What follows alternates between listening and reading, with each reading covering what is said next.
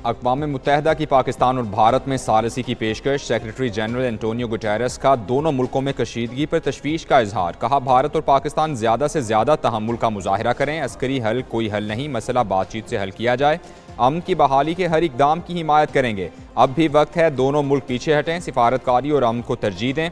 दोनों मुल्कों से मुसलसल राबता अमन का मशवरा दे रहे हैं।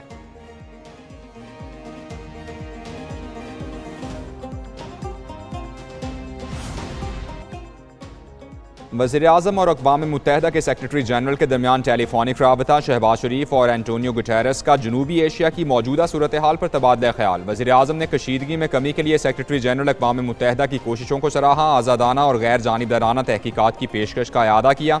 पाकिस्तान की खुद मुख्तारी और इलाकाई सालमियत के दिफा के अज़्म का भी इआदा किया। एक हफ्ते के अंदर दोनों रहनुमाओं के दरमियान दूसरा टेलीफोनिक राबता हुआ।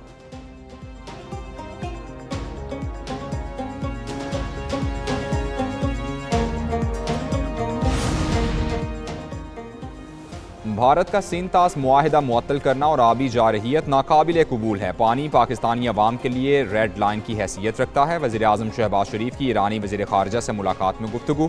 खित्ते में अमन, इस्तेहकाम और तरक्की के लिए ईरान से मिलकर काम करने के अज़्म का इआदा।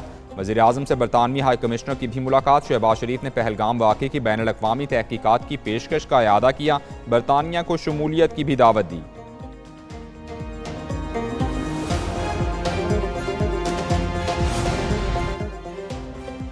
भारत अपने ही जाल में फंस गया। भारत को आबी दहशतगर्दी उल्टी पड़ गई। भारत से दरियाए चनाब का पानी रोका न गया। चनाब का पानी रास्ता बनाते हुए हेड मराला के मकाम पर पहुंच गया। हेड मराला में पानी का बहाव 14,000 क्यूसिक हो गया। 5 मई को दिन 11 बजे चनाब में पानी का बहाव 3800 क्यूसिक रह गया था। भारत अगर मजीद पानी रोकता तो बहलगार डैम टूट जाता।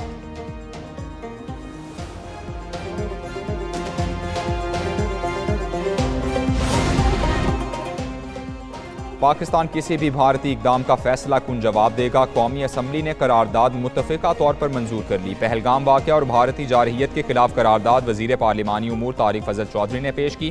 कहा, पाकिस्तान का पानी रोका गया तो ये ऐलान जंग होगा। पाकिस्तान अपनी खुद मुख्तारी का दिफा करेगा। कश्मीरियों की गैर मुतज़लज़ल हिमायत जारी रखी जाएगी। पाकिस्तान हर किस्म की दहशतगर्दी की मजम्मत करता है।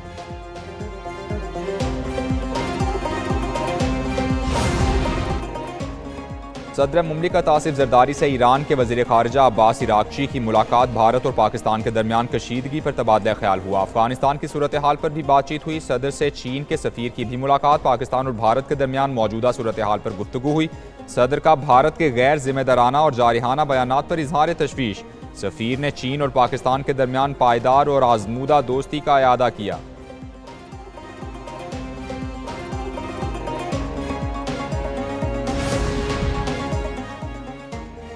नायब वज़ीर-ए-आज़म इसहाक डार का बांग्लादेश के मुशीर ख़ारिजा तौहीद हुसैन से टेलीफोनिक राबता। इसहाक डार ने भारतीय इल्ज़ामात और इक़दामात से बढ़ती कशीदगी से मुताल्लिक़ आगाह किया। सिंतास मुआहिदे को मुअत्तल करने के भारतीय फैसले से भी आगाह किया। बांग्लादेश के मुशीर ख़ारिजा ने कशीदगी में कमी की ज़रूरत पर जोर दिया। नायब वज़ीर-ए-आज़म से ईरानी वज़ीर ख़ारिजा ने भी मुलाकात की। सिफारतकारी और बातचीत के ज़रिए पेचीदा मसाइल के हल पर इत्तेफाक हुआ।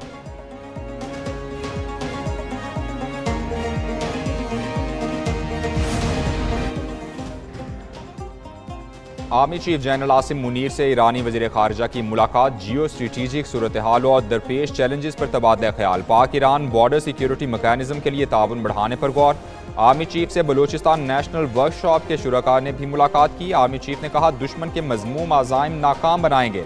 पाकिस्तान अमन चाहता है, खुद मुख्तारी पर समझौता नहीं करेगा।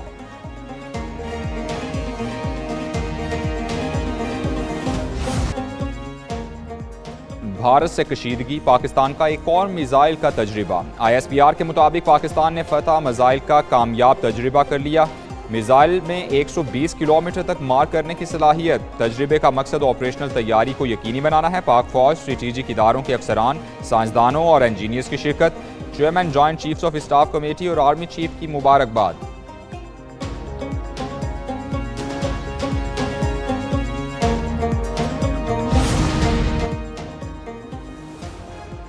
मुल्क की बहरी सरहदों की मुहाफिज पाक बहरिया हर दम चौकस और तैयार। पाक बहरिया ने भारतीय तैयारे P-81 का सुराग लगाया और मुसलसल निगरानी में रखा। पाक बहरिया ने 4 और 5 मई के दरमियानी शब भारतीय तैयारे का सुराग लगाया। पाक बहरिया किसी भी जारहियत का मुअस्सर जवाब देने के लिए हमा वक्त तैयार।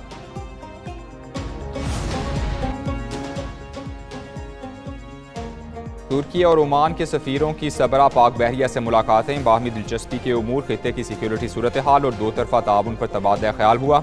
Naval chief admiral Naveed Ashraf ने रीजनल मैरीटाइम सिक्योरिटी पेट्रोल्स के जरिए खित्ते में अमन सलामती के लिए पाक बहरिया के इकदाम पर रोशनी डाली। दोनों सफीरों ने खित्ते में बहरी सिक्योरिटी और इस्तेहकाम के हवाले से पाक बहरिया की काविशों को सराहा।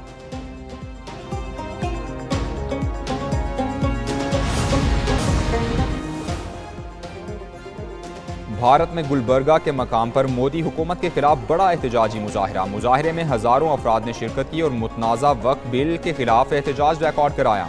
मुकर्ररीन ने कहा, वक्फ बिल का नफाज नामुमकिन, ये कानून महज इंतखाबी मुहिम का हिस्सा है। सीएम इब्राहिम ने कहा, मुसलमान ना तो सोए हुए हैं और ना ही लाचार हैं, बल्कि वो कानून को अपने हाथ में नहीं लेना चाहते। पहलगाम वाक़े पर यूरोप की खामोशी पर भारत सीख पा। भारतीय वज़ीर ख़ारिजा जयशंकर ने यूरोप को शिराकतदार नहीं मुबल्लिग करार दे दिया। कहा, ब्रसल्स ने जंगी जुनून मुस्तरद करके तहम्मुल की अपील की। यूरोप ने यकतरफा सिफारतकारी की रविश अपनाई। यूरोप ने दहशतगर्दी पर तिजारत को तरजीह दी। यूक्रेन पर हमले पर तनकीद और पहलगाम पर खामोशी क्यों? पहलगाम वाक़े ने यूरोपीय अक़दार को बेनकाब कर दिया।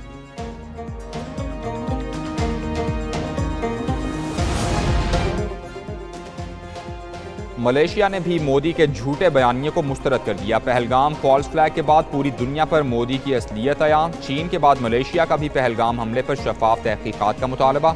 मकबूजा कश्मीर को भारत के ज़ेरे इंतज़ाम कश्मीर करार दे दिया। उधर बांग्लादेश अवाम का पाकिस्तानी और पाक फौज के साथ मोहब्बत का इजहार। बांग्लादेशी अवाम की कसीर तादाद ने पाकिस्तान के हक में रैली निकाली। बांग्लादेशी अवाम के पाकिस्तान और पाक फौज के हक में नारे।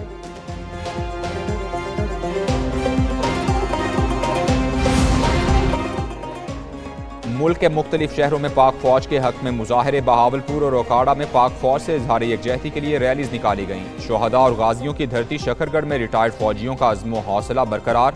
उधर कश्मीरी रहनुमा मिशाल मलिक की वाघा बॉर्डर पर मीडिया से गुफ्तगू, कहती हैं भारतीय जारहियत के खिलाफ सब मुत्तहिद हैं। मसला कश्मीर से तवज्जो हटाने के लिए मोदी ने पहलगाम का ड्रामा रचाया।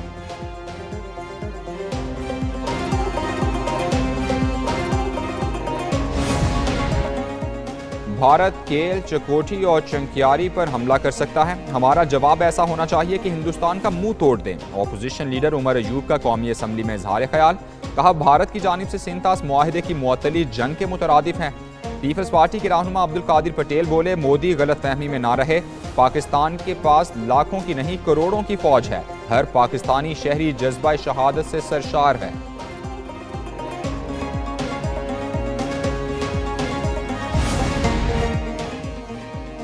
बड़े जोश से पार्लियामेंट आया था, हुकूमती बेंचेस पर नशिस्तें खाली हैं। मौलाना फजलुर रहमान की तनकीद। कहा, ऐवान में कोई संजीदगी नजर नहीं आई। हुकूमत को चाहिए था ऐवान को सिक्योरिटी सूरत हाल पर ब्रीफिंग देती। JUI के अरकान ने कौमी असम्बली के इजलास से वॉकआउट किया। फजलुर रहमान ने मीडिया से गुफ्तगू में मजीद कहा, पाकिस्तान की दिफाई सलाहियत बहुत मजबूत है। वतन अजीज के दिफा के लिए पूरी कौम मुत्तहिद रहेगी।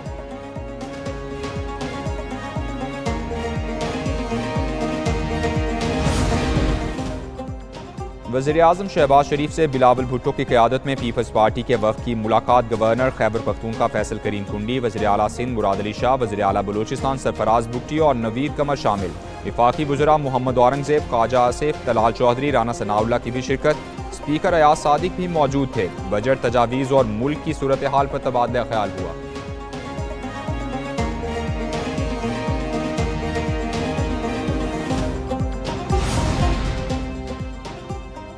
शरह सूद 1% कम। स्टेट बैंक ने नई मॉनिटरी पॉलिसी का ऐलान कर दिया। शरह सूद 12 से कम करके 11% कर दी गई। रिपोर्ट के मुताबिक ग़िज़ाई अशिया और तवानाई की कीमतों में गिरावट से महंगाई कम रही। आने वाले महीनों में महंगाई में बतदरीज इजाफा होगा। मार्च में करंट अकाउंट 1 अरब 20 करोड़ डॉलर सरप्लस रहा।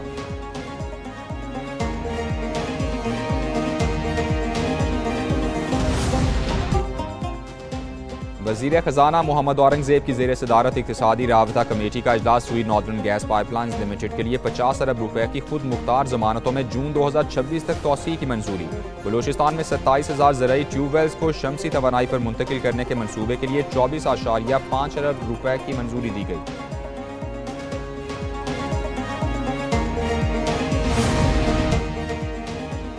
बजट में ज्यादा पेंशन पर मामूली इनकम टैक्स लगाने की तैयारियां। IMF ने ज्यादा पेंशन पर इनकम टैक्स आयद करने का मुतालबा कर दिया। माहाना 4 लाख रुपए से जायद की पेंशन पर 2.5% इनकम टैक्स लगाने का मुतालबा। कहा, मामूली इनकम टैक्स लगाने का मकसद कम आमदन वाले तबके को मुसावी सलूक का पैगाम देना है। बजट में सालाना 6 लाख आमदन तक इनकम टैक्स की छूट की हद बढ़ाने पर भी गौर।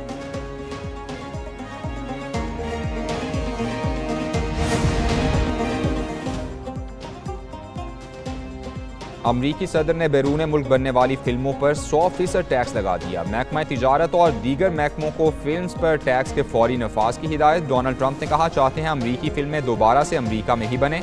अमरीकी फिल्म इंडस्ट्री बहुत तेजी से खत्म होती जा रही है। फिल्मी सनत को दूसरे मुल्कों में जाकर काम करने से नुकसान हो रहा है।